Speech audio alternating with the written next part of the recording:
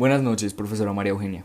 Soy Julián David Serra Lozano, del curso 11F, y en esta oportunidad voy a leer el ensayo filosófico elaborado por mi grupo. Este se titula El Dios judeo-cristiano y el moralismo de sus fanáticos, abordado desde la Divina Comedia. En primer lugar, leeré el resumen. El siguiente ensayo aborda el temario de la religión y la idea de Dios judeo-cristiana desde una postura crítica, cuestionando aquella moral que la doctrina religiosa más afamada del mundo vende a sus millones de adeptos, cuyos comportamientos en algunos casos van en contravía de los preceptos que establece la Iglesia y las Sagradas Escrituras, la Biblia, en las que se basa esta religión, y sus múltiples ramas. De igual manera, también se cuestionan aspectos como el comportamiento de Dios y las acciones que la organización religiosa ha cometido a lo largo de la historia, con sus debidas consecuencias, partiendo del contexto en el que se desarrolla la famosa obra de La Divina Comedia, escrita por el poeta italiano Dante Alighieri durante el Medioevo. A medida del desarrollo del texto, el lector se encontrará con una larga lista de incongruencias y preguntas que buscan incomodar, pero de esta manera llevándolo a adoptar una postura crítica sobre el tema al finalizar la lectura del ensayo filosófico. Ahora sí, empezaremos a leer el ensayo como tal.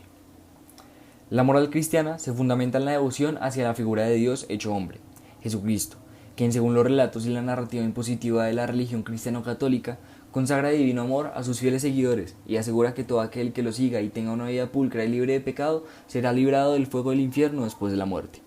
A lo largo de la historia de la humanidad, las diferentes épocas han traído consigo distintas filosofías que enfocan el sentido de la vida del hombre hacia algo en específico. Entre ellas podemos encontrar la época medieval, un periodo ocurrido entre los siglos V y XV, en el cual se hace un especial énfasis a la relación entre el hombre y Dios, retrasando al menos 400 años de avance científico. Aquella época estuvo muy marcada por la Iglesia, la cual era una institución con mucho poder, tanto económico como político, incluso poseyendo más que la propia monarquía de aquellos tiempos, hablando de Europa occidental. Este exceso de poder llevaba a pensamientos y conductas radicales que no permitían que hubieran doctrinas diferentes ni corrientes filosóficas divergentes, por lo cual si alguien o algunos no seguían esos preceptos eran perseguidos y castigados, propiciando escenarios llenos de violencia o simplemente destructivos. Esto fue llamado o conocido como el período de la Santa Inquisición. Un ejemplo de aquellas persecuciones fue el del poeta y escritor italiano Dante Alighieri, quien con su obra La Divina Comedia, el texto por el cual decidimos escribir este ensayo, Dante se vio obligado a ocultarse para no ser torturado y ejecutado por la Iglesia, dado el contenido de su texto, que en su época era considerado como blasfemo. Ahora bien, partiendo del contexto establecido en el texto de la Divina Comedia, siglo XIV, de Dante Alighieri, en el cual se hace una alegoría sobre lugares divinos como el infierno, purgatorio y cielo, mediante la narración de su travesía por aquellos lugares, en el siguiente ensayo se pretende cuestionar, criticar y analizar la moral que implanta la religión cristiana en sus adeptos y fanáticos, y preguntarnos, ¿la moral del fanatismo religioso va en contravía de sus preceptos acerca del pecado? De igual manera, se realizaron una serie de cuestiones como por ejemplo aquello que se concibe como la idea de la existencia de Dios, y los sucesos acaecidos a lo largo de la historia de la humanidad, causando un sinfín de actos horripilantes en su nombre, como bien puede ser el caso del Tribunal de la Santa Inquisición en el Medioevo, que desató múltiples consecuencias que hoy siguen teniendo una gran repercusión en la sociedad. Con esto queremos decir que la moral religiosa del fundamentalismo que muchos de sus adeptos emplean a lo largo de su vida, teniendo como excusa que actúan en nombre de Dios o que Dios mismo los perdonará después de la muerte, esperando ser recibidos en un paraíso que solo tiene cabida en la imaginación infestada por la narrativa de los píos, acarrean como consecuencia que estos desarrollen conductas las cuales la misma religión repudia y condena por medio de su texto sagrado, la Santa Biblia. Conductas como el desprecio al prójimo, por medio de diatribas racistas, homófobas, xenófobas, por mencionar algunas. ¿Será que Dios es un ser permisivo con sus más fieles feligreses?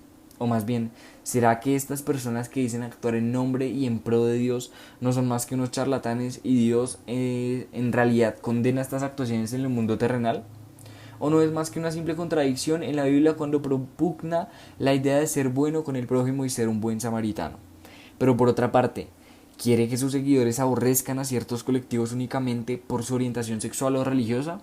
¿Son meras anfibologías o sencillamente malinterpretaciones por parte de los mortales? La fe judeocristiana está llena de incógnitas, las cuales a través de la historia el humano ha intentado dar respuesta por distintos medios como la filosofía o las ciencias, pero tal vez nunca tengamos una respuesta clara y concisa, y en cambio solo tengamos más dudas que al principio. Ahora bien, En el texto sagrado de la religión cristiana se nos habla en un principio de que Dios es una figura divina que demuestra amor y respeto a sus hijos, y ellos al prójimo. Mas, sin embargo, en múltiples ocasiones a lo largo de este texto se pueden encontrar versículos que contradicen aquello que suponen los principios por los que se rige la religión. Ejemplo de ello puede ser Deuteronomio 22, del 13 al 21. Si un hombre descubre en su noche de bodas que la novia no es virgen, debe apedrearla hasta la muerte en la puerta de la casa de su padre. Deuteronomio capítulo 21, versículo del 18 al 21. Si alguien tiene un hijo rebelde, que no obedece ni escucha cuando lo corrigen, lo sacarán de la ciudad y todo el pueblo lo apedreará hasta que muera. Por lo que esto nos haría ahondar en una serie de cuestiones a raíz de distintas incongruencias presentes en la Biblia, lo que nos lleva a más preguntas como: ¿la figura de Dios es castigadora? ¿Acaso esta entidad rige su reino de manera tiránica y déspota, eligiendo a quienes salvar independientemente del buen o mal actuar de las personas? Por lo que esto evoca a preguntarnos si, ¿en verdad existe el libre albedrío? ¿Será que Dios juzga arbitrariamente y no obedece a sus propios principios de igualdad? Algo semejante sucede con más de 4.200 religiones que existen actualmente en el mundo, según un estudio de eldiario.es, en colaboración con distintos especialistas y antropólogos. Según esta información, entramos a cuestionar no tan solo el campo de las milenarias creencias que existen y han existido a lo largo de la travesía del humano por la Tierra, sino que también cuestionamos este dogma religioso, pero enfocándonos una vez más en la religión cristiano-católica y todas sus variantes, anglicanos, evangélicos, pentecostales, protestantes, examinando el texto de la Divina Comedia y cómo se relaciona con las demás religiones. Según el infierno dantesco y basado en el pensamiento aristotélico místico, el infierno dispone de 9 círculos, cada uno más intenso y más insufrible que el anterior. Ahora bien, teniendo en cuenta lo anteriormente mencionado, citémonos hipotéticamente en el cronotopo de un pequeño niño hindú, el cual toda su vida, desde que nació, fue adoctrinado por su familia para que se introdujera en el sistema de creencias del hinduismo, siendo así un pequeño neófito, el cual nunca conoció ni le enseñaron acerca de otras religiones. Ha estado toda su vida tan adentrado en su cultura y en su sistema de creencias que no es posible que le dé cabida en su mente para imaginar un Dios como lo pinta la religión cristiano-católica. No lo hace por blasfemia, ni mucho menos. Simplemente su idea politeísta está tan consolidada y consagrada en su mente que resulta casi imposible decirle que está creyendo en las cosas equivocadas. ¿Realmente hay una religión correcta? Y si es así, ¿cómo sabemos cuál es la correcta y verdadera? Continuando con la posición del niño, supongamos que fallece y se encuentra en el juicio final. ¿Será enviado al infierno simplemente porque fue adoctrinado desde pequeño para creer en dioses diferentes? Si fue una buena persona toda su vida y tuvo intención de buen actuar cada vez que tenía la oportunidad acatando las normas sociales, pero solamente por no creer en el Dios correcto será remitido al infierno, y si es así, ¿a qué círculo del infierno será expedido? Muchas religiones tienen dentro de sus convicciones y fe, la cual imparten, promueven e imponen en sus feligreses imaginarios muy similares al infierno. Ejemplo, el Hades en la antigua Grecia, el inframundo, el limbo, el Yahannam para los musulmanes, el cual ciertamente propala la creencia de que los descreídos, ateos, agnósticos y personas de otras religiones irían allí sin rechistar y sin juicio alguno. Sin duda alguna, es un tema bastante complejo que nos genera nada más que más dudas acerca de esta particular religión, cristianismo, con más de 2.000 millones de fieles alrededor del mundo. ¿La religión verdadera es la que tiene más seguidores? ¿El que mucha gente crea en lo mismo lo hace automáticamente un paradigma irrebatible y verídico? ¿O sencillamente en el juicio final a Dios no le importará que creas mientras hayas sido una buena persona? ¿Habrá un juicio final? Hay que mencionar además que en el mundo ordinario en el que vivimos ocurren peripecias infaustas tales como catástrofes, genocidios, hambruna, entre otros sufrimientos humanos, por lo que deberíamos pensar sobre la moral de Dios, si es que quiere que ocurra esto y dejar desamparada a tanta gente en el mundo, o simplemente es que no es tan poderoso o omnipotente como lo patentizan las grandes religiones. Siguiendo con la imagen de un Dios puro y todopoderoso, nos pone en duda de él.